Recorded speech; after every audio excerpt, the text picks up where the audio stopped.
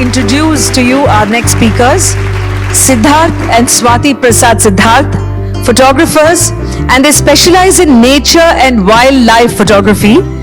Their personal blog, Penn Shutter, is a testament to their experiences and stories of our planet told through some very empathetic lens. No wonder they are here for the International Kindness Festival. Please join me in applauding, even on behalf of those who are not there. So a really high energy applause to welcome Swati and Siddharth. Good, there are even whistles for you. Really. Thank you. Thank you, everybody. Thank you. Can you hear us? Okay, thanks. Okay. First, good afternoon, and we really welcome you to listening to our talk today. Over the last day and a half, we've listened to a lot of speakers, and we really touched and thankful for the messages that we have received from them. Just a quick 2 words about us. Swati is a housewife by choice for the last 3 decades. And I am a professional who worked for a multinational company for about 20 odd years. And then I decided to move on to another company, which I worked in Singapore, which is into fruits, growing fruits and vegetables.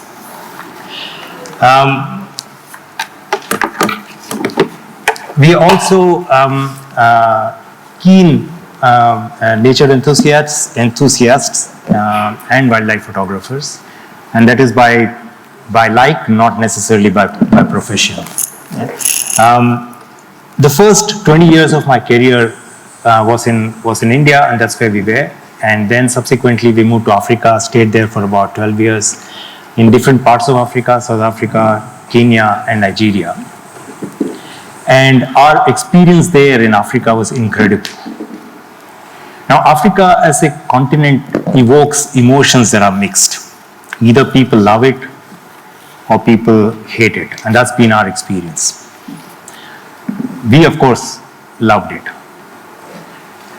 Africa comes with all its challenges, whether it is poverty, whether it is lack of infrastructure, whether it's crime, and you hear all of this in the news.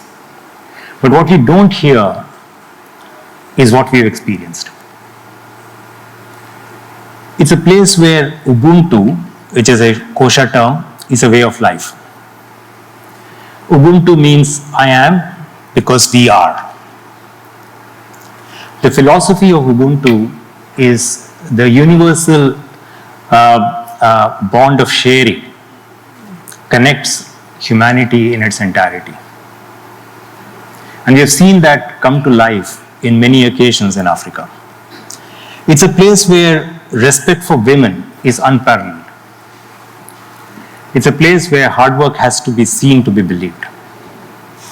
It's a place where we have seen beauty in its pristine form.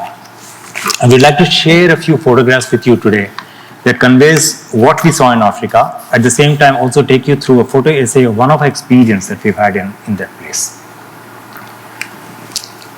This is a photograph of Lake Natron, which is bordering Kenya and Tanzania. These are the kind of landscapes that mesmerized us in Africa. This is nature's own painting. This is a photograph taken of Lake Lokipia, which is in the northern part of Kenya. It's a dry lake bed and flamingos flying on top. And literally when we looked at this photograph through our lens, and we looked at this through our lens, we couldn't believe that nature had created such beautiful images for us to just take in. The close-up encounters that we've had in Africa is the reason why we kind of took to photography. Right? And these kind of encounters made us really take up our lens and say that this is a place where the images that we take needs to be shared. What I would do here is, today's story is not about the other images that we've seen in Africa, which we will of course come to in a bit, but about our story of elephants, an experience that we had that transformed the way we look at wildlife. Right? And I'll give it to Swati to speak about it. Hello, everybody. This is a herd of elephants in a national park in the north of Kenya called Samburu. One of the last places probably where you'll see herds of this size and magnitude. The story that we are talking about is based in Masai Mara. I'm sure whoever has heard of safari in Kenya would have heard of Masai Mara or the Serengeti, which is the extension into Tanzania. The story of Roy. The story of Roy is a story of greed, sorrow on one side. It's also a story of compassion, humanity, kindness, which is what this festival is all about. And in this story, we have equally elephants and human beings playing an equal role. Well, as most of you must be knowing, elephants are very social creatures. They're very intelligent, they're famed for their memory, just like many other species, including us. They raise their family young in families. So this is a typical mother calf you will see in any herd in Africa. The herds comprise of mature females, young ones of both sexes, but it's always guided, led by one dominant female called the matriarch. The bulls stay in smaller bachelor herds, normally 3, 4, 5. They do join the herds the main herds at times, but normally they stay alone. And they're absolutely magnificent to see them. They're huge. The Indian elephant is nowhere near the size of an African bull elephant. But both are equally beautiful, of course. In the herd, the mothers, the aunts, elder siblings, cousins, they all take care of the little ones. So it's kind of a village raising a child story. Over the years, we have spent many years watching, learning about their behaviors, their social customs. They're constantly in communication with each other. They have stomach rumbles, which mean things. They have touch. Each touch means something different. Interestingly, they communicate silently, most of all, well below the human audible range. Africa is massive. In this one continent, if you actually put it, make a jigsaw puzzle out of a map, most of the world landmass will fit into Africa. It's that huge, and not many people actually realize that. And not very long ago, elephants roamed right from the tip of South Africa, the southernmost tip of the continent, all the way up to Egypt, and across the width of Africa into Ghana, Ivory Coast, and the western end of the continent. None of that exists anymore. It was a migration path which has got decimated by us, by our geographical, political boundaries, railway lines, roads, various things. In any case, as herds, they feed together, they play with each other, they have dust baths, they have water baths. The babies are delightful to watch. And older elephants just tolerate the naughty youngsters and have obedience, complete obedience and trust to the matriarch. And she on her part is responsible for the survival of the herd, literally the very survival of the herd. October 2014, we were on a safari. It was the last day of our safari, our last game drive. And this is the Olare Motorogi Conservancy in Masai Mara in Kenya. We went looking for leopards. We are always looking for leopards. They're very, very elusive. They're difficult to find, but well, they're there. So we went looking for them. We didn't find them. We had a flight to catch, and we saw this herd of elephants on the horizon, and we said, let's go say hello to them, just before our flight. This was around 9 o'clock in the morning, and as we approached the herd, we could see that there was this one elephant lying down. Elephants do lie down. They do rest their feet now and again, but never all together. Some are on guard, some are eating, some are just playing around, and some sleep. When we got close to this herd, we realized that all the other elephants had surrounded this one on the ground. There was no flapping of ears, there was no moving of the trunks, there was no feeding happening. Something was definitely wrong over there. We got a little closer, and our guide watched for a while, and he said, that one's dead. That's not something we want to hear ever of any animal, and definitely not elephants whom we had just met alive, playing happily the previous evening. That was not nice.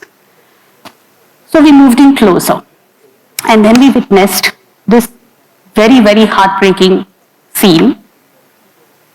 This little baby is trying to tug on its mother, trying to get that head to get up again.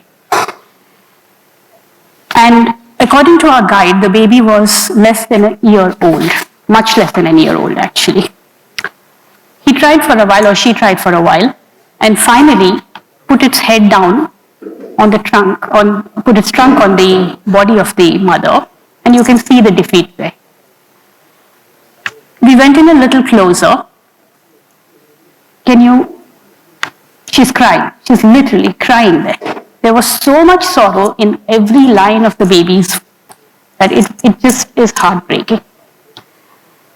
Well, the other elephants then did something which we never thought we'd ever see, because we've never even heard of such a thing. The matriarch of the herd went up very, very gently, tried to lift the head of the elephant, laid it down even more gently. All the other elephants did exactly that. They went up to either the head or the tail or the foot. They tried to lift the mother or the dead elephant very gently, laid down, and very, very slowly they walked around the elephant. It was a kind of parikrama, a circumambulation. Very silently, very dignified, they just walked away and stood a little distance away. They left the baby behind with another senior elephant who we feel might have been an aunt, the dead elephant's sister most likely. And it was as if she was saying, okay, right, your mother's gone, please come and join the herd. He tried to coax the baby to come along, and the baby did follow her. They did go back and join the rest of the herd. At this point, the little one raises its trunk and trumpets and went from one to the other, to the other, to the other, saying, why are you leaving my mom behind?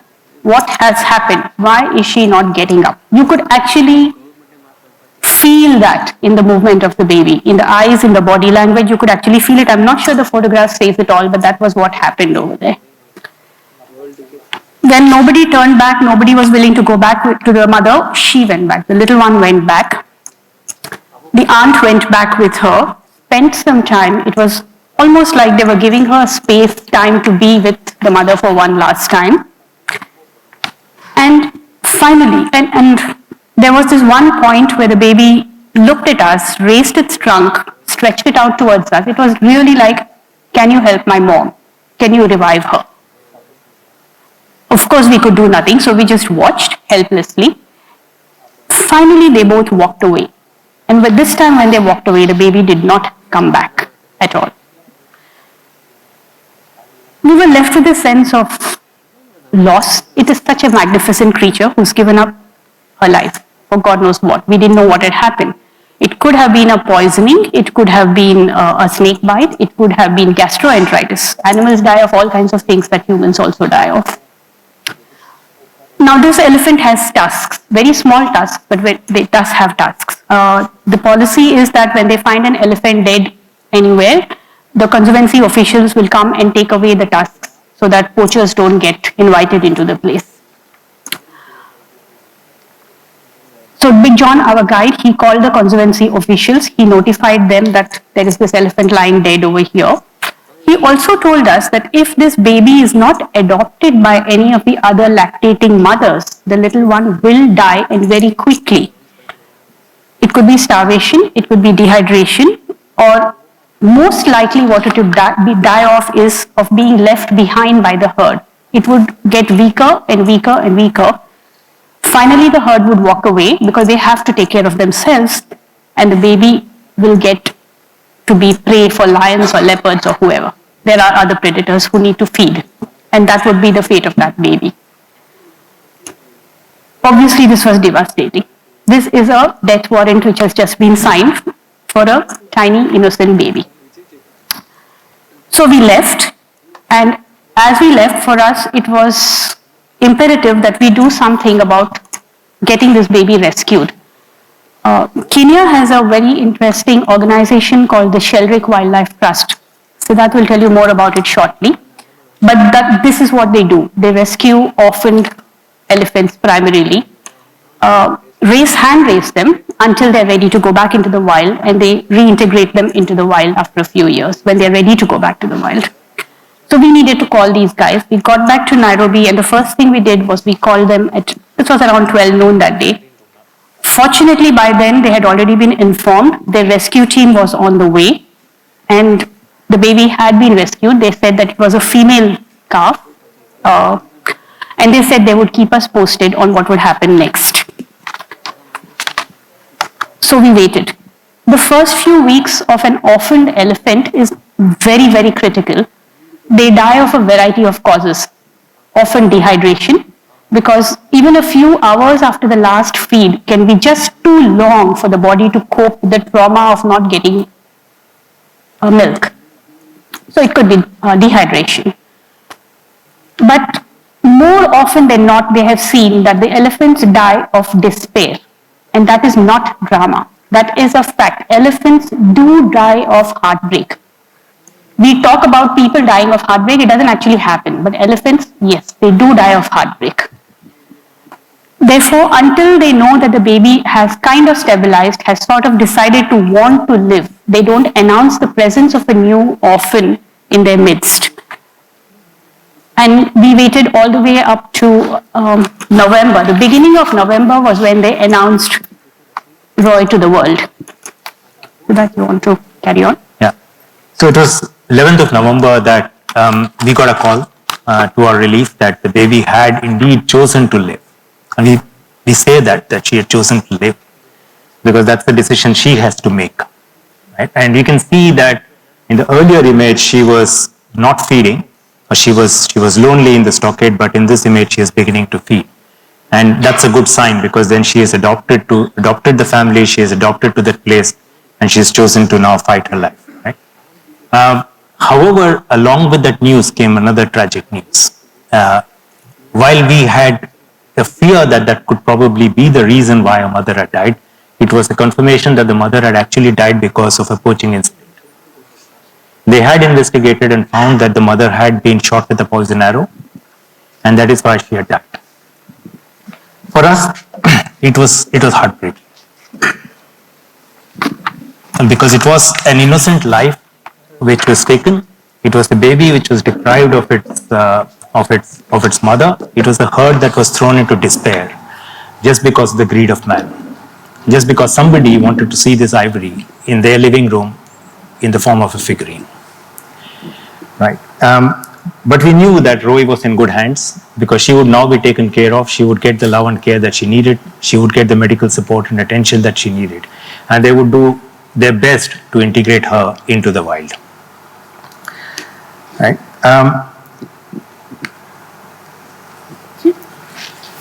So this is the image of the mother who we left when she was dying. Now to talk about David Sheldrick. The Sheldrick Wildlife Trust was formed in 1977 by Dr. Daphne Sheldrick. And she is the wife of David Sheldrick, who was the first warden in Kenya and who is the one who spent 2 decades in bringing up the Tsavo National Park, which is the biggest national park in Kenya, from being almost uninhabitable to being a wildlife reserve. And when he died, in his memory, she started this orphanage or this program of adopting elephants which were orphaned and then taking them back into the wild. They have a variety of other conservation efforts that they put in. One, of course, is adoption of elephants or adoption of any orphan, whether it's elephants or rhinos. The second one is going through anti-poaching activities to make sure that the effort that is being put by poachers to poach animals is being countered. They have a veterinary section where they attend to any calls in the wild in order to help any animal in despair. They also have community outreach programs because we have to get the communities in that place involved in conservation efforts, and they have to see an economic value coming out of that for them, and that is how we're going to be able to protect these places. And that's what they do in this place. In the stockade itself, every elephant is given a keeper. And the keeper literally adopts that elephant and brings up that elephant as a mother who stays with the elephant through the 3-year period that the elephant is in the Nairobi nursery. They not only take care of them, they not only feed them, but they also sleep with them in the pens, right? And that's how the elephant feels comfort, that there is somebody who is always with the elephant, and that is essential for making sure that the elephant survives and is able to be rehabilitated. These elephants then go out for the mud bath because every day they are taken out. They play with the other elephants which are there in the orphanage. At any given point in time, there are roughly about 30 elephants in that orphanage, and that gives you a sense of the magnitude of the problem that we face in that place, right? And they play with each other. They have a mud bath. People visiting the Nairobi National Park or people visiting this nursery can go there with an appointment between 11 and 12 and not interact with the elephants, but stand close enough to see how they behave. 3 years hence, after Roy was taken to the Nairobi nursery, she took a first step towards reintegration into the wild. So 3 years hence, what they normally do is take the elephant into the little green transport vehicle that you see. That is how they transport it to a national park, which is about 400 kilometers from Nairobi, in order to reintegrate him back into the wild. And that process itself is quite unique. They will take the elephant in every day to feed that elephant inside that container, because they want the elephant to get used to that container. It's a 12-hour journey. So they want the elephant to get used to that container. So they take the elephant in and feed them, and one fine evening, they'll just shut the door and start the journey. Right? And they do it in the night because A, the traffic is less, so that there is not too many horns and not too many vehicular sounds that disturb the animal, but also it's easier for them to reach there faster. Right?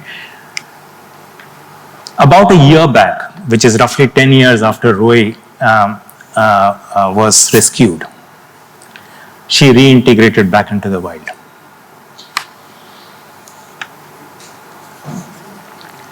She still comes once in a while, I believe, and this is what we've heard. She comes to visit her human family and interact with them and goes back to the wild. There are stories in this place where elephants, after they've given birth, have brought their babies to introduce them to their human parents. Right? And there are many stories where elephants have brought other elephants in need of medical help to this place to say that this is a place that you can trust and you would be treated if you have a problem. Right? And these are real stories of care that the humans have been giving to the elephants and the bond that they develop with the elephants. However, it's not just the elephants that are under threat. There are lions who are hunted for their claws. And the reason lions are hunted for their claws is because tiger claws used to be used for medicine. But now the tiger claws have become rarer to get, so people have started hunting lions. There are leopards who are hunted for the skin. And there are rhinos who are hunted for their horns. And these beautiful creatures, they exist in the wild, and when you stay there, you watch them.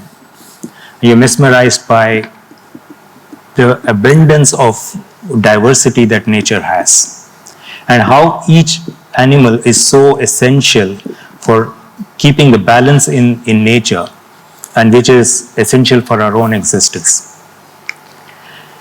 And it's not just those big animals that are hunted. Even these little antelopes, they are hunted for their meat. Yeah. However, yes, the governments are doing a lot, the organizations are doing a lot, but this is unfortunately the state of affairs.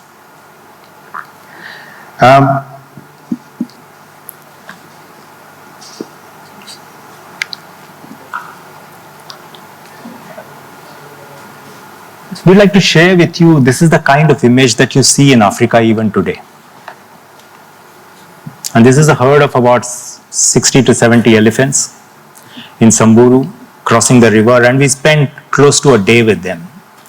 just seeing how they interact, how the babies interact with the mothers, and how the aunts would take care of them. In fact, one of which I don't have a photograph of, in one of the, just before they started crossing the river, there was a crocodile by the river bank, and the baby was going to go and feed, and we could see how quickly the mothers reacted. The elder ones came, they shooed the crocodile away, and then they took the babies in. Yeah, and that's the kind of care they take care of themselves. Well, this herd seems large. This is nothing compared to the number of elephants that would have roamed these parks 100 years back. To give you some statistics, 100 years back, or less than 100 years back, there were close to about 10 million elephants in Africa. 10 million. Today, we are down to less than 415,000 elephants. That's 95% of their population decimated.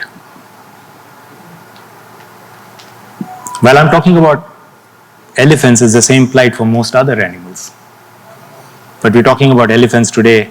We're also sharing with you the story of Roy that we were, I won't say fortunate, but certainly there to witness. While we say that 95% of the population has been decimated, 86% of that population disappeared in the last 30 years. So as we are seeing and as we observe in our lifetime, we are going to see these magnificent creatures become extinct. In fact, in the 10 years that we stayed in Kenya, one species, which is called the northern white rhino, is now on the verge of extinction. There are only 2 females which are left, and one of them is beyond reproductive age. So they are trying to see if they can find a way to artificially inseminate the other female to let that particular species continue. We are not very hopeful that that will indeed happen. We were also fortunate to see this elephant. Now, this elephant's name is Craig. There are only a handful of these elephants which are left in the wild, the elephants which have got such large tusks, and that's because of indiscriminate killing. This particular gene pool has almost gone. And because they are a handful, they are now identified by name. Right? Now, in 2016, the Kenyan government, in order to bring attention of the world to the problem and also to communicate their commitment to protection of elephants, decided to burn their entire stockpile of ivory tusks. And that's about 105 tons of ivory tusks. And along with that, they also burnt 1.5 tons of rhino horns. Now, to put this in perspective, 105 tons of ivory tusks is about 2,500 elephants. And 1.5 tons of rhino horns is about 700 rhinos. And that is only 5% of the stockpile that exists in the world. So another 19% of stockpile is still there in the world. And most of these tusks have come out of poaching. Right? And this is what happened. And they burned this fire went on for a few weeks because tusks don't burn that easily. It takes more than a week for the tusks to burn down. Actually, they just break down and they crack.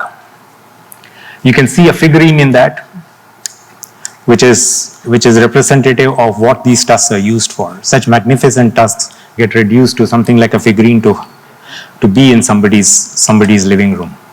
Right? Somewhere in this tusk that was burning that day was Roy's mother's tusk. Okay, but we do have a positive side to the story also. Sorry about that. We do have a positive side to this story. Approximately 8% of the African elephant population is in Kenya. And that's a good thing because in the last 10 years, what has happened in Kenya is the elephant population has gone up by 21%. simply because the government decided it needed to do something about it. That is the good side of the story.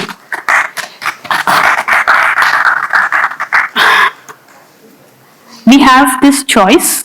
So let's go back one, please. We can see tusks or piles of ivory, or we can see the ivory like this. The choice really entirely lies in our hands. We can all ask, what can you and I do? There is something that we can do, and it will take a lot of grit and determination to do that. And this is something which is very special to Indians, I think a lot of South Indians also. We all have either bought or inherited pieces of ivory. We have vigrahams, we have Ganpatis made of ivory, or Lakshmis made of ivory, or whatever it is, little bit crosses made of ivories. If we keep it in our homes and say we give it to the next generation, we are passing the buck.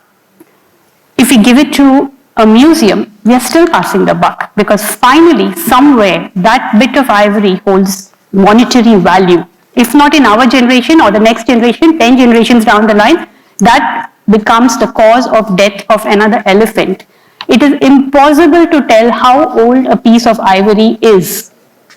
When was it taken off an elephant? Is it a natural death? Is it a poaching? There is no way to tell. The only way you can say that it's an old piece of ivory is if you get it carbon dated. How many of us have the facility to do that? It's just not possible. If we really care, we need to destroy that piece of ivory in our lifetime. How do we do it? I have no clue. Apart from actually burning it on one of our own funeral pyres, I really have no idea how it can be done. But you can believe me, I'm trying to find ways to get that done, because I have inherited pieces of ivory from my great-grandmother, from my grandmother, yes, from my mother also, before we realized what was happening. So now I have about a handful of ivory, which is a lot of ivory, it's a lot of elephants, a lot of lives lost, a lot of babies orphaned. We need to get rid of that somehow, and we all need to do our bit and get rid of what we have. Yeah, you can take. This is information about David Sheldrick Wildlife Trust that Siddharth has been talking about. It's a website where you can donate if you like. There's no end to the amount of money such organizations require. There is also this wonderful organization in India called Wildlife SOS, which is doing incredible work. They just rescued a baby elephant whose mother got hit and killed by a train. The baby is also very badly injured, fighting for its life as we speak. But yes, it's a fantastic organization. And this is just two of very good organizations in the rest of the world.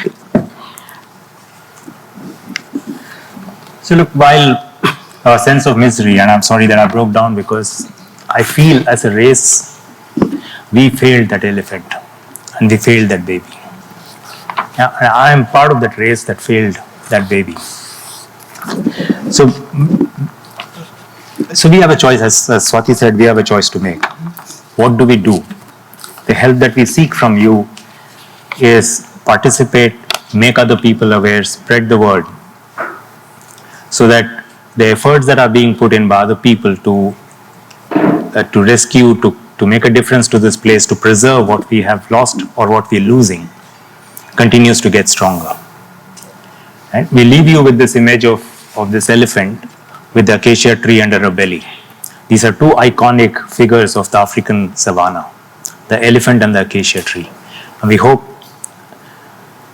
that we've been able to communicate what we felt, what we saw, and your love and passion for the kindness that you're showing and the words that we've heard all this day and a half would also show in how we put in our efforts to protect the wild. Thank you very much.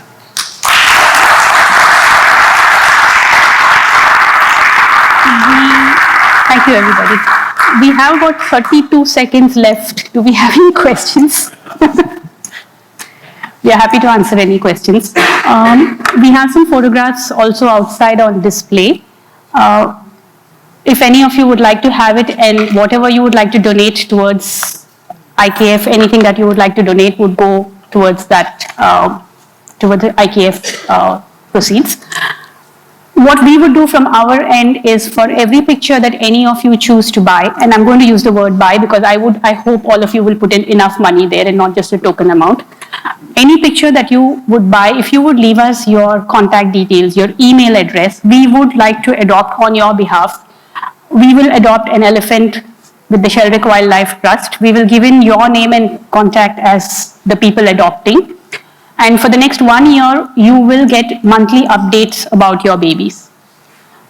We could also do the adoption, but send you a link where you can choose which baby you would like us to adopt for you. And of course, if any of you would like to adopt your own babies, you're more than welcome. Thank you so much, all of you.